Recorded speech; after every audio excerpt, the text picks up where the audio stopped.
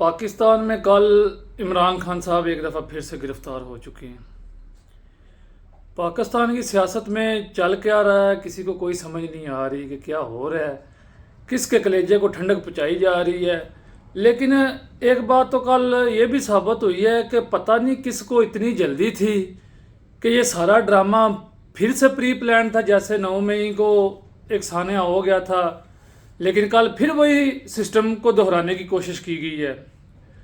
12:30 بجے فیصلہ آتا ہے، 12:40 اس سے پہلے ہی کنال روڈ لاہور زمان پارک کے باہر پولیس کے دستے کھڑے ہو جاتے ہیں۔ ابھی فیصلہ آیا نہیں، لیکن پولیس نے اپنی پوزیشنیں سنبھال لی ہوئی ہیں کہ عمران خان صاحب کو اٹھا کے لے کے جانا ہے۔ ٹھیک ہے، پنجاب پولیس کے دستے وہاں پہ پہنچ چکے ہیں۔ فیصلہ آتا ہے، 5 منٹ کے اندر اندر خان صاحب کو گرفتار کر لیا جاتا ہے۔ اس کے بعد اسلام آباد پولیس بھی 10 منٹ کے وقفے کے بعد لاہور بھی پہنچ چکی ہوتی ہے۔ اسلام آباد سے لاہور کا سفر کم سے کم بھی 5 گھنٹے 4 گھنٹے تو لگتے ہی ہیں موٹر وے سے بھی، لیکن 10 منٹ کے اندر اندر اسلام آباد پولیس بھی لاہور پہنچی ہوئی تھی۔ کیا یہ سب کچھ پہلے سے طے شدہ تھا؟ ٹھیک ہے، لیکن ایک بندے کو عہدے سے ہٹایا گیا تھا خان صاحب کے دور میں، ابھی وہ ایک بڑے عہدے پہ قائم ہے، تو ان کو شاید خان صاحب پہ اتنا ہی غصہ ہے کہ اس کو میں نے نہیں چھوڑنا۔ یہ تو پھر آپ کی ذاتی رنجش ہوگی نا، یہ تو پھر ہر عام پاکستانی عام عوام ہم بھی اس میں شامل ہیں۔ ہم تو یہی سمجھیں گے کہ یہ اپنا بدلہ آپ لے رہے ہو، یہ ملک کے حق میں تو کہیں بھی بہتر نہیں ہے نا۔ لیول پلینگ فیلڈ آپ نے بنانی ہے جی، پھر میدان سجے گا۔ لیول پلینگ فیلڈ اگر آپ نے بنانی ہے تو عوام کو پھر آپ سب گولی مار دو، پھر آپ لوگ بڑے اشرافیہ لوگ ہو، وہی اس ملک میں رہو، دوسرے کسی کا تو رہنے کا فائدہ نہیں ہے۔ پیسے آپ ہم سے لے رہے ہو، مہنگائی میں آپ ہم لوگوں کو گھسیٹ رہے ہو، کیونکہ وہ کہتے ہیں نا عوام کا بھی قصور ہے اس میں، یہ نہیں کہ عوام کا قصور نہیں ہے۔ کیونکہ ڈاکٹر عبدالقدیر خان صاحب جو محسن پاکستان ہیں، انہوں نے بھی یہی فرمایا تھا کہ پاکستانیوں زندگی میں ایک ہی غلطی ہوئی ہے کہ اس عوام پہ نیکی کرنے کا، کیونکہ ان کا حال کوفیوں جیسا ہے، ان کو ان کے حال پہ ہی چھوڑ دینا چاہیے۔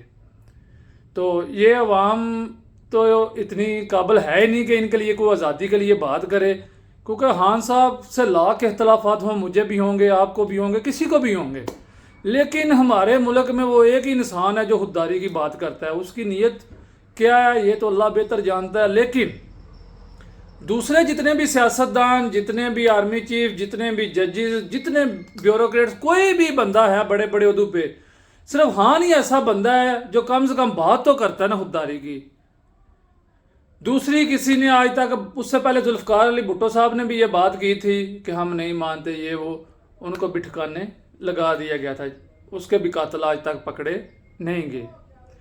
تو یہی کچھ خان صاحب کے ساتھ ہو رہا ہے کہ یہی اس ملک کا نظام ہے کہ کوئی بھی سر اٹھا کے نہ چلے۔ ہر لیول پلینگ فیلڈ بنانے پہلے آپ نے اس کی پارٹی 90% تو ختم کر دی ہے، پھر بھی وہ 10% کے ساتھ آپ کو اتنا ڈر لگا ہوا ہے کہ کہیں وہ آ نہ جائے۔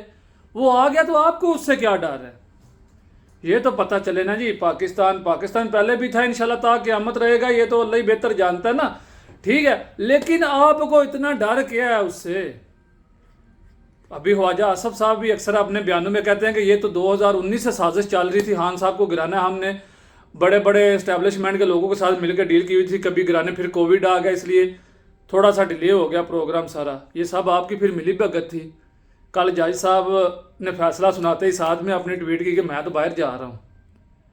باہر تو مجرم کو بھاگنا چاہیے، یہاں پہ جج کو باہر بھاگ رہا ہے۔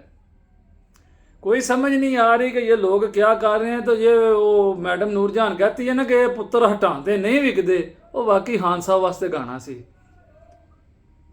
کہ ایک بندہ جنوں سٹن واسطے اس ملک دے سارے گرے ہوئے لوگ ڈگ پے ہوئے نے کہ صرف اپنے ذاتی بدلے لین واسطے۔ یہ سیاسی انتقام اس طرح نہیں ہوندے نے، سیاسی انتقام ہے بھی نہیں، یہ کسی اور دے ذاتی اپنی عداوت ہے جڑا سب کچھ ہو رہا ہے۔ جے تسی ملک پاکستان نوں صحیح کرنا تو سب نوں نال لے کے چلو، ایک نوں ہی تسی کیوں سائڈ تے کر رہے ہو؟ جے انہوں لیا گیا سی تو اس وقت دے بھی آرمی والے بندے ہی نال سی نا، کوئی دوسرا بندہ تو نہیں نال سی، ایجنسیاں دے اسٹیبلشمنٹ دے بندے ہی انہوں چوک چاک کے اگے آندا سی نا۔ جے تسی ایڈے کی نال ایدے قابل سی تو تانوں پتہ نہیں سی یہ بندہ غلط کیوں آندا سی؟ جے کیوں عوام دے دل چ دے واسطے محبت پہلے پیدا کیتی گئی، جس طرح بھی کرائی اسٹیبلشمنٹ دی طرف ہی گئی ہے۔ ٹھیک ہے، اسی خود لوگ بھی اس بندے دے خلاف سی، یہ نہیں کہ اسی وہ بڑے شروع تھی وہ فالوور لگے آنے پہ، لیکن یہ سانوں تساں لوکاں ہی دسیا ہے کہ اے بندہ ہی قابل ہے۔ ਇਹਨੂੰ ਹੀ ਸਪੋਰਟ ਕਰੋ। ਅੱਜ ਉਹ ਤੁਹਾਡੇ ਥੋੜਾ ਜਿਹਾ ਸਾਈਡ ਤੇ ਹੋ ਕੇ ਚੱਲ ਲਿਆ, ਤੁਸੀਂ ਆਖਿਆ ਤੇ ਇਹਨੂੰ ਤੁੰਨ ਦਿਓ, ਇਹ ਗੱਦਾਰ ਹੈ, ਇਹਨੂੰ ਫਾਂਸੀ ਲਾ ਦਿਓ, ਇਹ ਇੰਜ ਕਿ ਹਮੇਸ਼ਾ ਤੁਹਾਡਾ ਹੀ ਨਿਜ਼ਾਮ ਚੱਲਦਾ ਰਹਿਣਾ।